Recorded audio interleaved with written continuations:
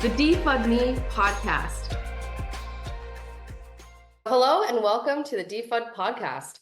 Today, we're super thrilled to have with us Ofir, Ehrlich, and Gonen, Stein, who are the co-founders of Eon.io, which has just emerged from stealth mode.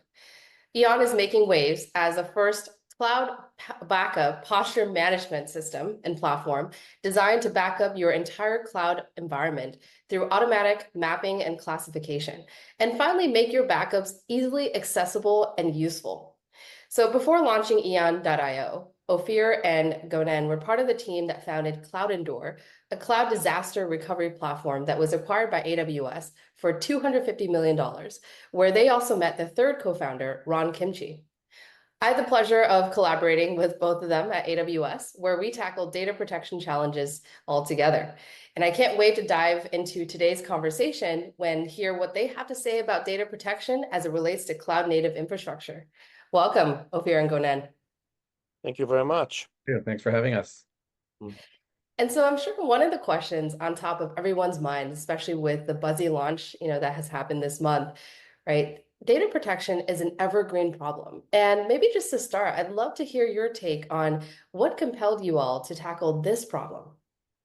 Thank you, Nancy. So as you definitely know, and you know my previous co-founders, the other co-founders, Gil and Ofir and Leonid, and we started CloudEndure together and sold it to Amazon. And this was the disaster recovery solution for AWS. And a few years back, we had a really big customer. They were installing a DRS, our disaster recovery solution, on everything. I mean, everything. And at the time, I was sure that everything related to resilience in the cloud is already solved. Come on, there are so many companies and so many services and so many things that people could do in the cloud. And then one day, I read in the newspaper that this customer encountered a ransomware attack. I said, great. This is going to be an amazing success story for us in DRS, in AWS in general. We called the customer and just see how things are going. And to our surprise, a very large part of the infrastructure got really hit really bad. We tried to understand what happened there. And it seems that they had a significant drift. Many of their applications, when moving from on-premise to the cloud, they didn't even realize that they need to protect them. Even applications that they did understand they need to protect, they didn't understand what to do. For some applications, they started them as EC2 VMs and tried to modernize them using S3 and RDS and Dynamo, Redshift, and whole other different set of services that are available in AWS, but they didn't know how to protect them, that they need to protect them, or for how long they need to do that. Now, you could say, well, probably means that the customer don't understand that they need to do backup. Maybe the market's not here, but they are not the customer. The real customer is this new organization called Cloud Infrastructure, called Compute, Cloud Services, Cloud Organization. This is a centralized team formed relatively recently inside large organizations. And this is the team which is usually responsible for many things like resilience. And they have a very big budget in owning everything related to backup, disaster recovery, and the works. But they don't know what's going on in the organization. So we try to understand what can we do, because on premise, let's say that you want to increase your email inbox. What do? You open a ticket for IT. Then someone at IT picks up the ticket, allocates a slot of storage, hands it over to you, done. In the cloud, every person inside the organization can create, remove, modify resources as much as they want. And you, as the centralized team, have almost no control over that. So in order to understand what we need to do, we went and looked on a different market we all know and love, which is the cybersecurity market. Well, a few years back, the CISO, CIO, VPIT, and the rest of those people would have gone to the office every morning, look at the servers, see that no disk on key is attached, no keyboard, all the lights are green, all the fans are working, great, they can move on with the day. All of a sudden, this bookstore called Amazon started this great thing called the cloud, where the bits on the internet, and good luck associating precious document to the physical disks that they are on. And at the loss of control, they came to Amazon and said, hey, can you please help us, Amazon, Google, Microsoft? And the cloud providers told them, because this is how they operate, and it works really well for them and for good reason, but we're so sorry, but shared responsibility model, which means that the cloud provider provides building blocks like compute, storage, a managed database, managed data warehouse, etc. But the user, the customer, is owning everything else. So if they have an S3 bucket open to the world and someone hacked them, it's the customer fault, not the cloud provider's fault. And that was a big issue for them. And this was a big gap. And this gap didn't remain open for too long. In this gap entered all of those companies that we all know and love, like Wiz and Orca and Sierra and Centra and Bionic, all the ASPM and CSPM and DSPM and XSPMs in general of the world. And they solve that in cybersecurity. And when you look at those companies, you see that something they're doing really well is they're using this new thing called cloud APIs. They're connecting to your cloud using read-only APIs, bringing all the data, crunching it, presenting it to CISO in the relevant manner. So for example, for DSPM, they present data. For ASPM, they present applications. And then it's very easy for the CISO to understand what the problem is and how to mitigate that. It happened in other areas. It happened in application performance monitoring. It happened in FinOps and other various areas. There's one place where it didn't happen. And it didn't happen because all of the incumbents were born on premise. And that's cloud backup. And this got it here. Which actually translates really well to actually the next topic. And maybe Gonen, love to get you to take a stab at it, which is, if you're talking about cloud backup posture management, right? And how does this category, doesn't exist so far. So what are your thoughts behind creating one and why, right? What are going to be its main benefits to customers? Yeah, so it goes back to the pain points, right? So when we looked at what customers were struggling with, and again, we worked, as you know, we were, back when we were colleagues, we were working with the world's largest customers, and they had extremely large organizations. They had their super large orgs, hundreds of accounts, tens of thousands of subnets, millions of resources, and they came to us with these challenges because they were saying back on premise, life was simple. We had our VMs and we would have our hardware refresh and deploy a tool and back things up and just set up our backup policies and the world was simple.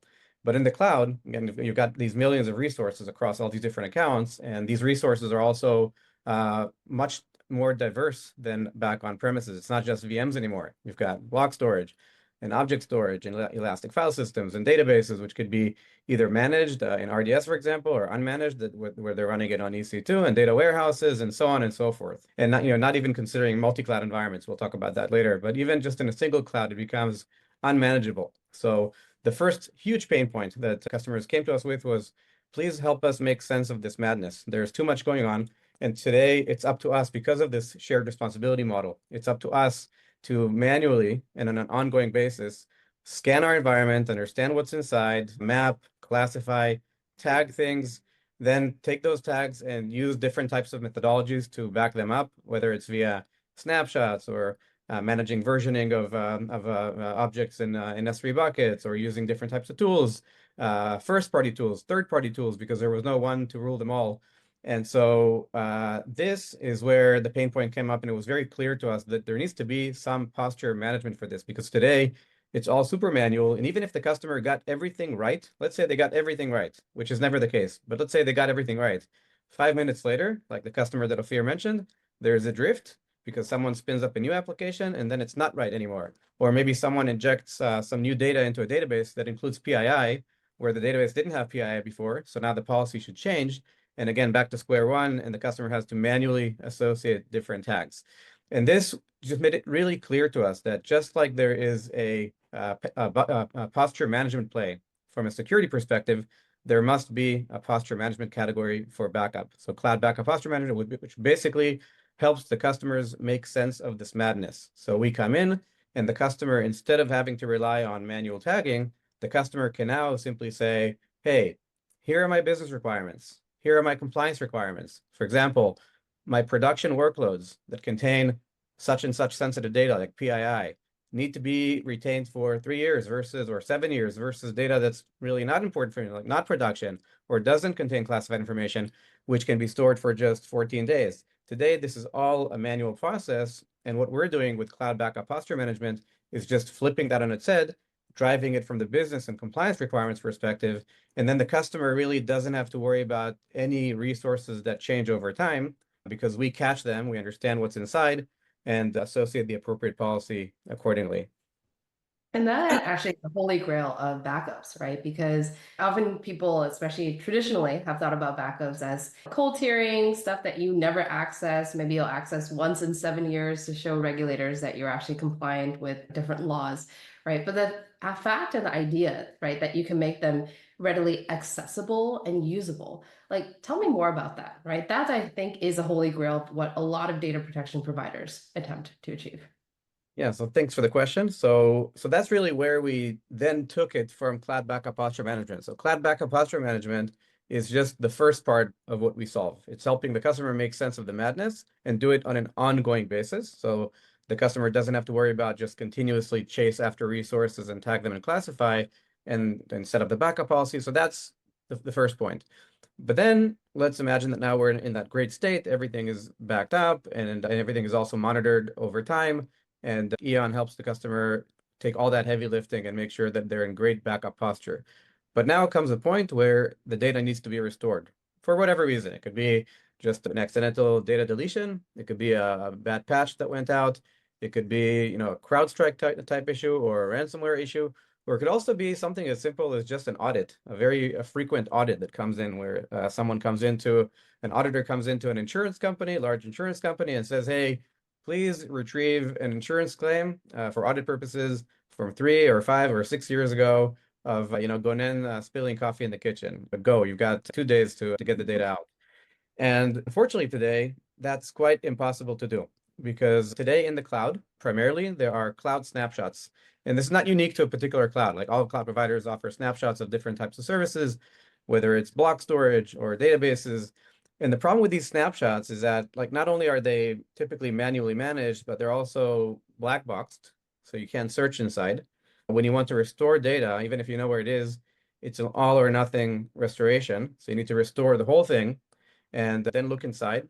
But if it's an old snapshot, it can bring back different vulnerabilities from the past. If it has security issues from 3 years ago, those security issues will come up right when you launch that snapshot in its entirety. And only then, after patching everything, then you can look inside and hopefully find the data. But in most cases, it's not there on the first attempt. So then the customer has to go back to the drawing board, continue to interview people, looking for tribal knowledge, hopefully finding the right snapshot, and then again, restoring everything all or nothing and hopefully finding the data. So best case scenario, customer finds the data, but it's very expensive and timely. Worst scenario is that they find it, but they find it too late. So they're penalized now from an audit perspective. And if it's a real event, then they're in trouble. And worst case scenario is they actually can't find it at all. And that's not uncommon, as I'm sure you know. And this was the second huge ask from customers. The ask was, please make it easy for us to find, because it doesn't make sense that me as a consumer, I can go and open up my Google Photos app and look for, Gonen and Ofir spending time in Greece and 6 years ago, and I can find the data just like that. But as an enterprise, paying $10 million or more on cloud backups for my enterprise, I can't. So that was the big ask number 2. And what we've done at Eon is we've created a new tier of storage that's designated for backup, which does not leverage traditional snapshots. So it's not black boxed, and it's completely searchable. It's indexed, mapped, completely searchable globally, and it's also not vendor locked, right? So it's completely portable. Again, we'll talk about that later, but we really make the data useful by making it extremely easy to search. Just to look for data, look for either files, look for database records. You can run queries on top of the data, like actual SQL queries on top of the data. And that creates many different use cases in terms of just making the data useful, more than just backup and restore, just as an example. So we have these cloud infrastructure teams that we speak with.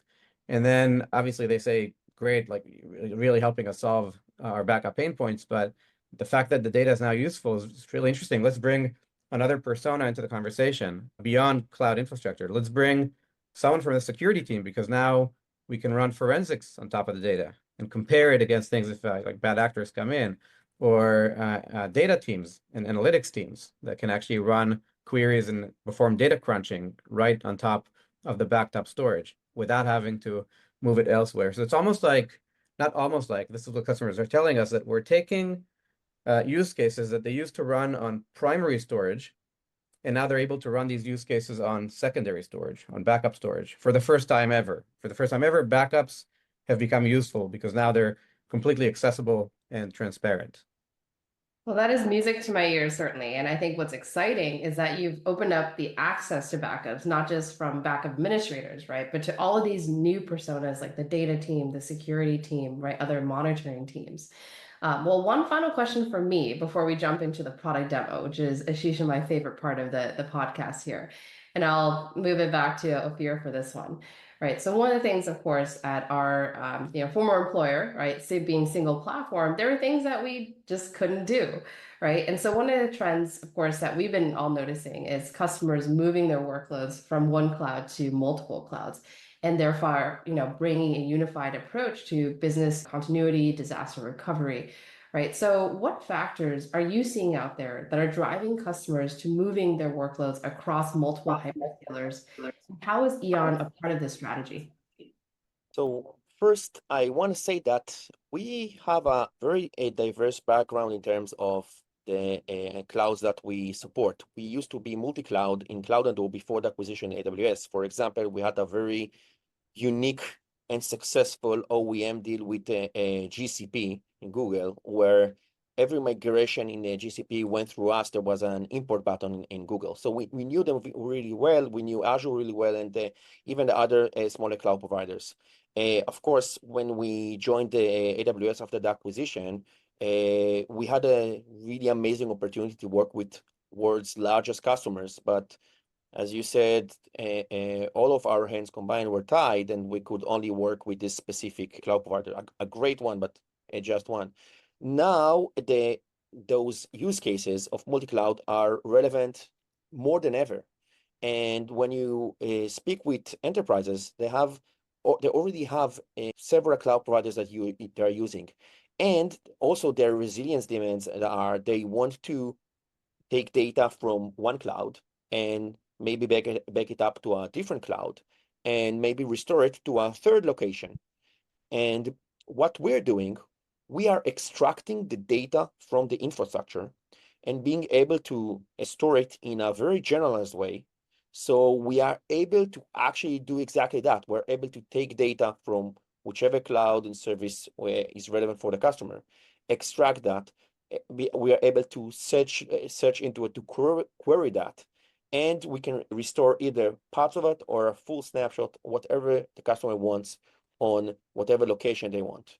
So for example, they can back up data from AWS to Azure, and then they can restore the data back to AWS into Azure, a different region, or even to GCP. Wow, that's incredible. And that really removes vendor lock-in, right? Which is, I'm sure, one of the things that customers are thinking about, which is traditionally, right, their use of other clouds was really, hey, this is a disaster recovery site or this is a secondary site. Now everything becomes primary and workloads can just move around. So with that said, I'm excited to see the product.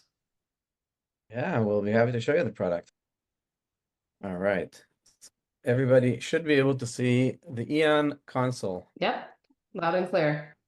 Okay, great. So one other thing to mention about Eon that we haven't talked about before, but it kind of connects to what you're seeing here, is just the way that it's also consumed. The way that Eon works is that, unlike traditional vendors of backup that came from on-premises and kind of ported themselves into the cloud, which requires agents and appliances and things like that that are not very natural to the cloud, with Eon, there is no notion of an agent, no notion of an appliance. The customer can simply subscribe via the marketplace. At this point, AWS marketplace, very soon other cloud marketplaces as well. No commitments, no contracts required, just pay as you go based on the amount of storage that is being backed up. That's basically how Eon bills, which is extremely consistent with how the cloud providers bill for their storage. Only now, it's not just the storage we provide, it's the entire cloud backup posture management, backup restoration, global search, querying the data, all that is just inclusive in that simple storage fee. And once the customer subscribes, they connect it into their cloud organization, and this is what they start seeing very quickly. So Eon connects read-only access, read-only API access, just like the ASPM, DSPM, CSPMs of the world operate. So we connect, we start scanning, the customer comes back after a short while, and they start to see backup control violations based on their backup controls that they've defined. So again, it goes back to the business and compliance requirements of the customer, where they say production data needs to be backed up for such and such days or weeks or months or years between regions. So the customer defines that.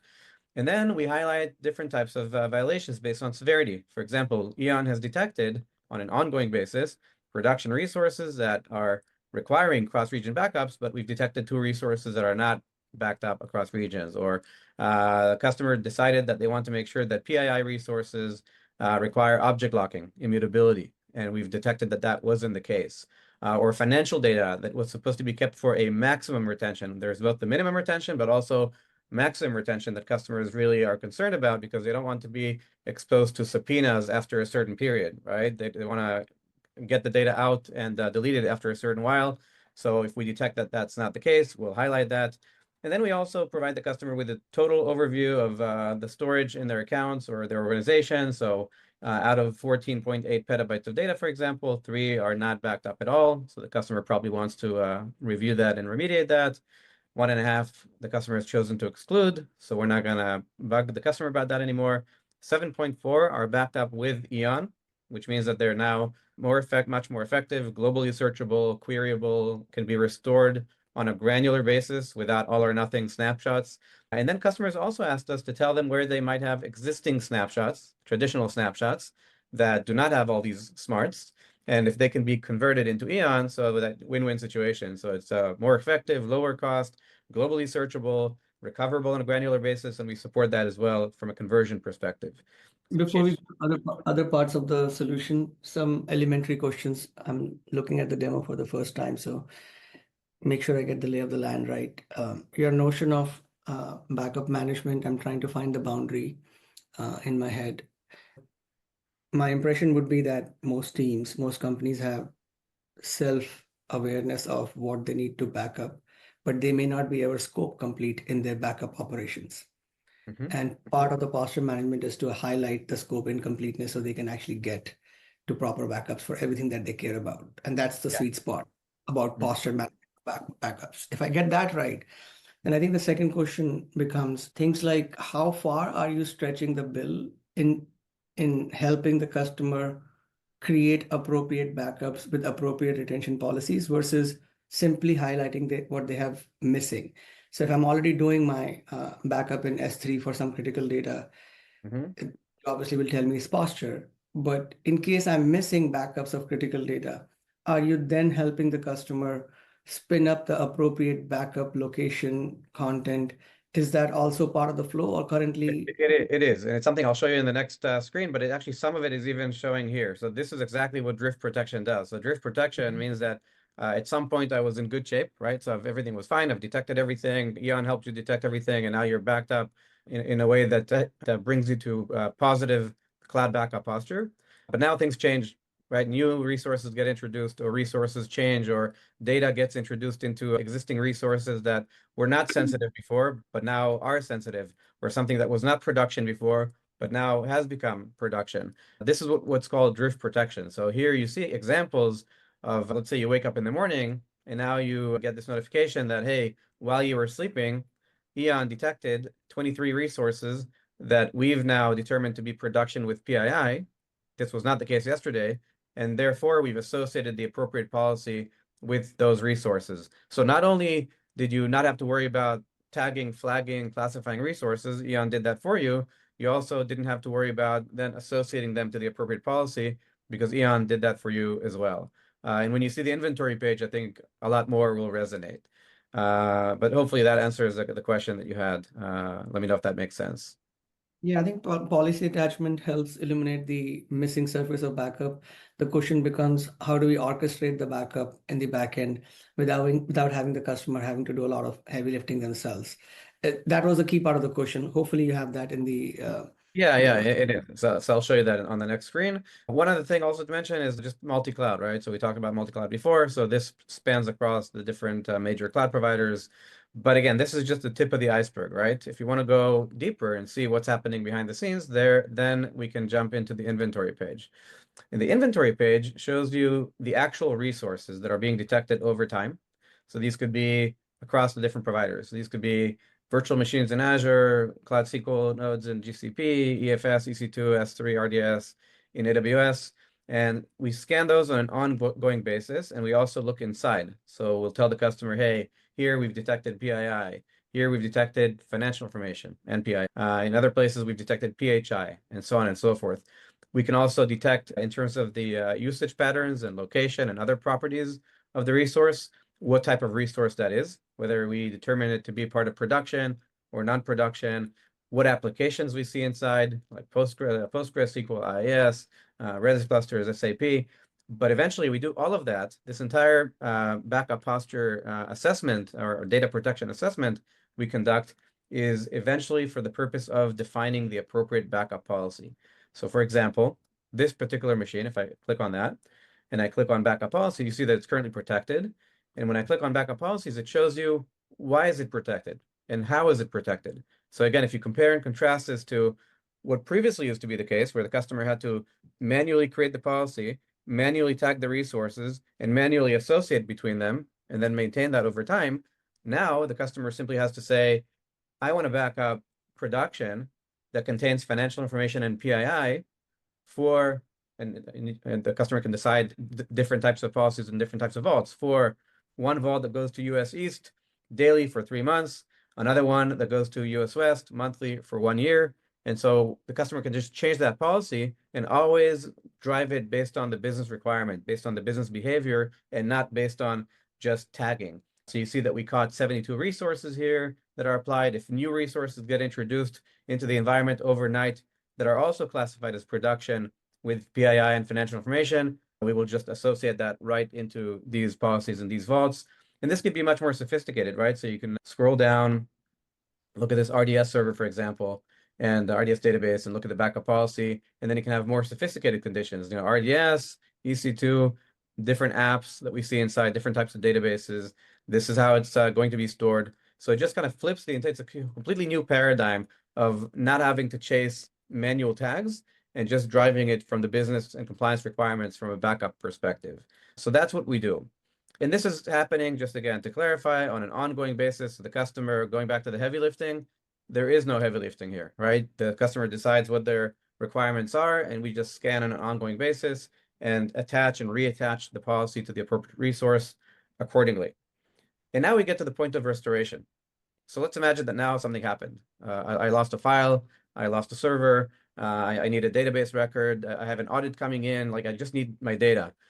If I know that I want the entire server, I can, of course, do that. I can go to the point in time, restore the entire server. That's fine. Just the entire volume or entire database. But the point is that this is rarely the case throughout all of our conversations with customers. The vast majority of restoration scenarios are when a customer just needs to get some data back, files, tables, records from tables. That's what they typically want. And this is what's impossible for them to do today, both being able to find the data and then being able to restore it, just restore the individual data that I'm looking for. And this is where we've created this global search mechanism, which is only possible because of how we've built a new tier of storage. If we had used traditional snapshots, we couldn't have done this. But now I can go and look for either files or database records. So let's say I want to look for files, anything that contains the word report out there. Great, I just look for the word report, and Eon will instantly retrieve any files or folders containing the word report out there. I can, of course, filter that based on specific services, resource types, whatever the case may be.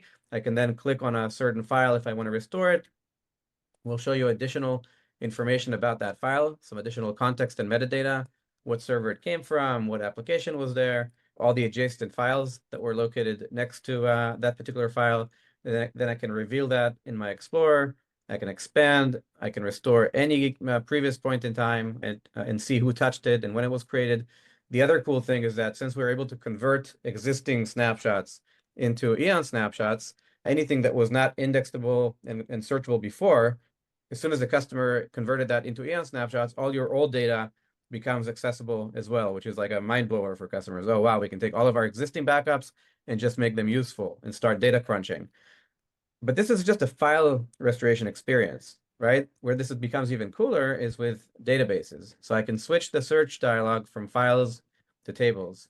And then let's imagine again, I'm that insurance company and I have an auditor coming in and I need to find an insurance claim.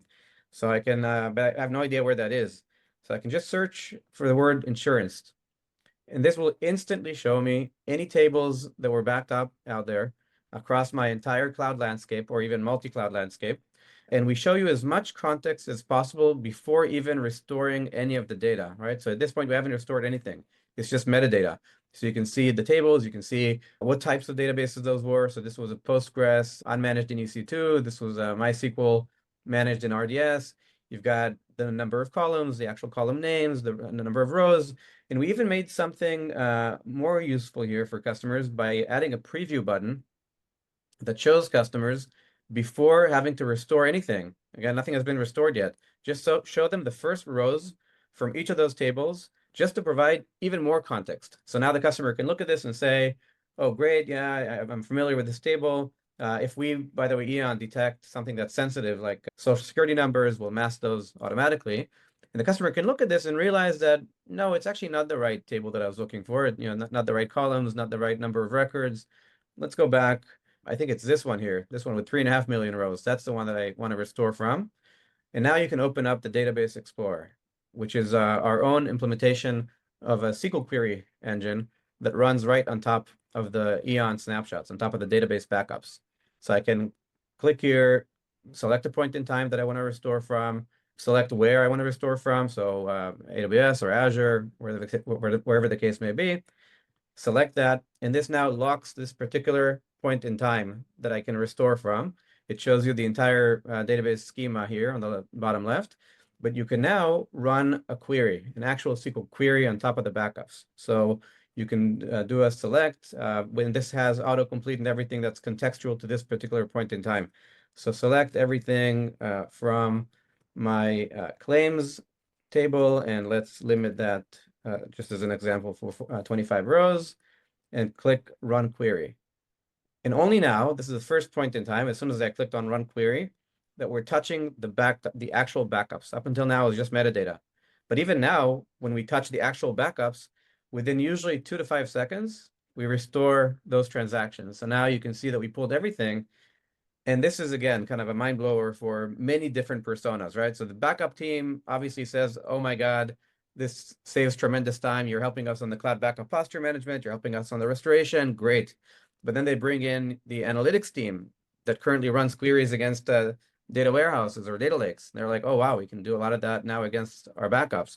Or security teams that can run forensics and compare. So we've spoken with a bunch of CISOs who told us every so often, pretty often, we have bad actors coming in and sending us a sample of data that they claim that was hacked from our environment. And if we don't pay some ransom, it'll be leaked out to the world. But they want to be able to compare that against their actual data. And now this is exactly what they can do right against the backup tier by running the query mechanism.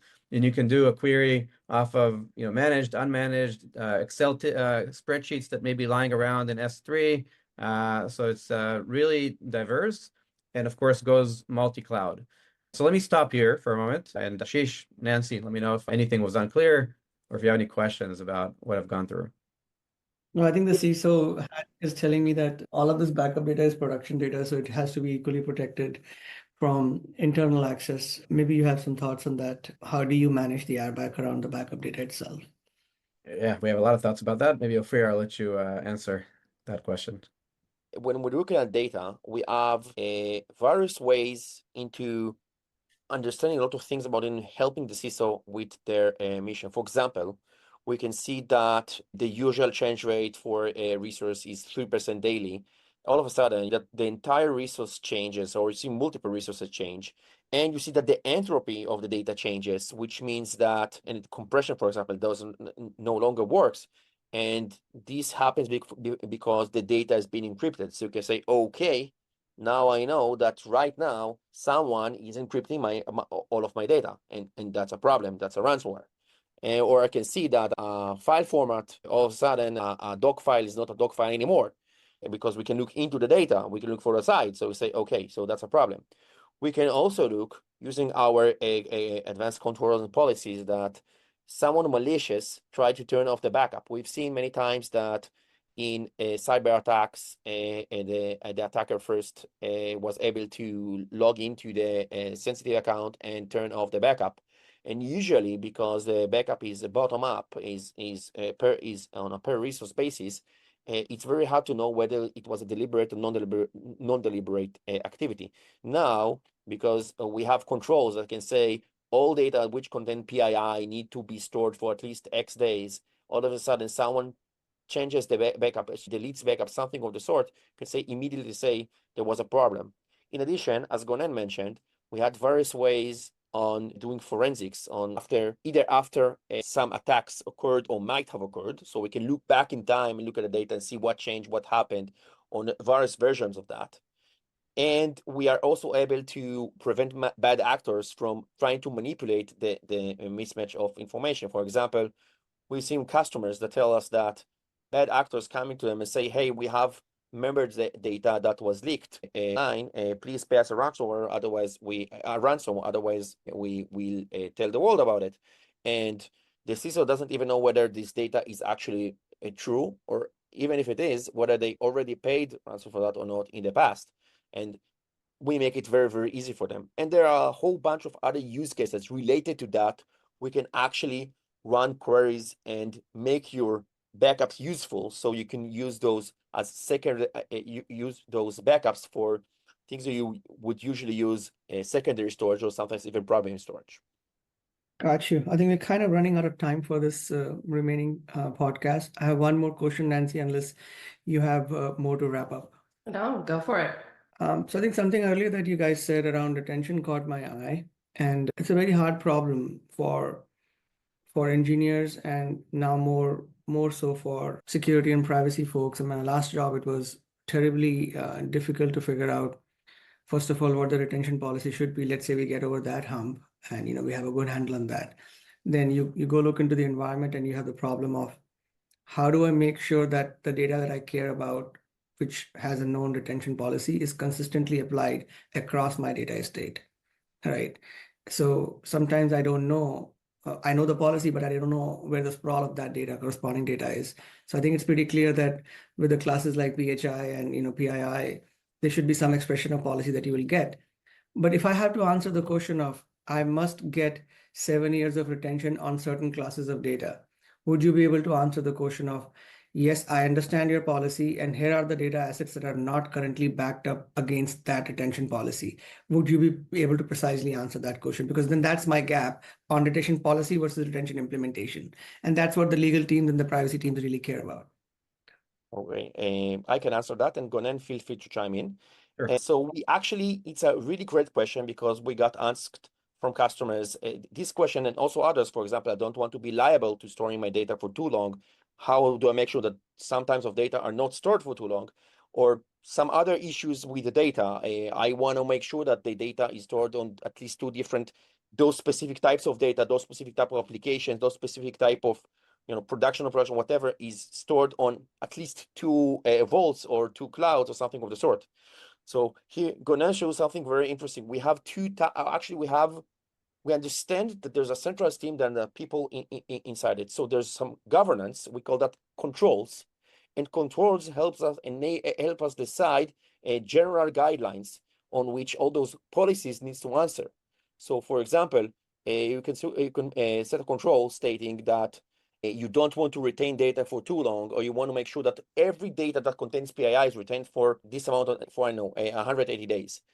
And then when you apply the different policies, if you see something that is mismatching, even if the policy applied to something or wasn't applying to a certain type of resource or or specific server, specific database, specific bucket, or anything of the sort, we will alert you that there's a problem that the control has caught, that you're not in your either internal or external compliance, and it will be as an alert, and you can either get that on email, on Slack, it can be stored in Splunk, it's shown in dashboard, or any way that you wish to get this information and do something with it. Either change your policies or change your controls, anything that you see fit.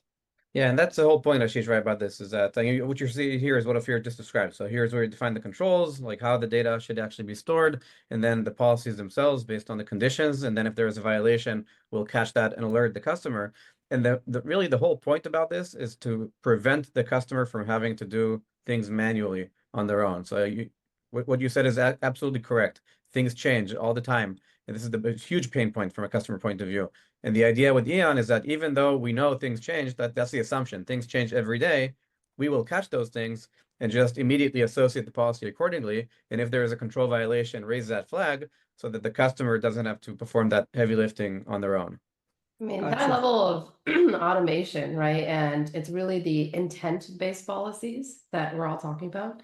That's, really a holy grail, right? And so I think what gets me excited about Eon and the platform and backup posture management that y'all are building is, as a former GM for AWS data protection, there's many features I'm seeing here that I would have loved to have in the product. So super excited for the journey. Thank you. very much. Same here. Much appreciated. It was great speaking with you. Thank you very much. Of course, Yeah, thanks for coming 100%. on the Thanks so much DeFUD for setting show. this up. Ashish, great to meet you today. Okay. Thanks for all the questions. Have a great rest of the day and the weekend. Yep, you Thank two you very guys. Take much. care.